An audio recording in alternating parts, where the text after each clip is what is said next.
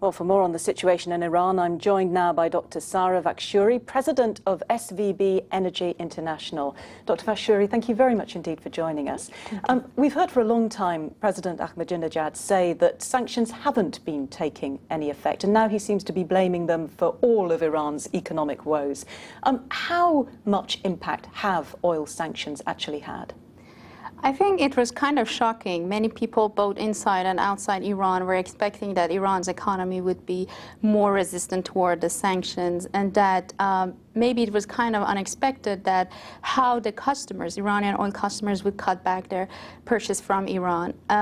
Currently, as we see, and you mentioned earlier, the depression and devaluation of Iranian currency has been hugely affected by the sanctions, the current sanctions against Iran. So what can the government actually do? Are we starting to see a total economic collapse, or does it have the sort of hard currency reserves it needs to stop this slide? It's very hard at this point to make a conclusion that if Iran is going to have economic collapse or when it's going to happen. But obviously, it's not. The trend is happening very fast and into a very wrong direction for Iran's economy. As far as we see, apparently the sanctions against Iran's oil export and also the financial sanctions that Iran cannot get any foreign exchange in return for the oil that it's selling. Apparently, Iran's foreign currency reserves, whether it's finishing or it's declining hugely, that Iran doesn't have extra foreign currencies to inject in the market to stabilize its currency. Iran, of course, has been under sanctions for many decades. Why has this situation developed now? What is the sort of the perfect storm that we're seeing at the moment?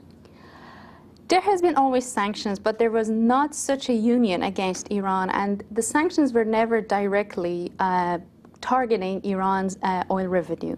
Iran, for its national budget, it's almost 80% dependence on its oil revenue, and the current sanctions are targeting Iran's oil revenue by targeting its export. Also, Iran cannot get any money in return for its oil, so had to start a barter trade in order to sell its oil, get goods back in return for its oil. Also, the pressures and the limitations on the insurance made it very difficult for Iran to sell its oil. In the last 2 months, Iran's export was less than 1 million barrels from 2.5 million a year ago this time. You just mentioned a barter trade. Yes. Who are they bartering with?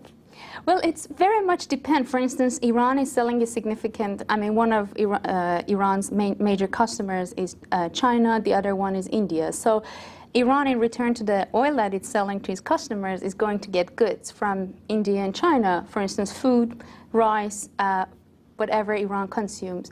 In case of some of the countries, like Japan, there are not so many goods that are not that Iran could get from this country that are not sanctions. Mainly our technology, or many of companies in this country are hesitant to send goods to Iran. So Iran has started to purchasing bonds in this country, but unfortunately at this current situation, the interest rates are not so high in Japan. So Iran has to kind of face the situation of getting goods or purchasing bonds in other countries in return for its oil, the oil that exporting to these countries. Fascinating. Dr. Vakhshouri, thank you very much indeed for joining us. Thank you.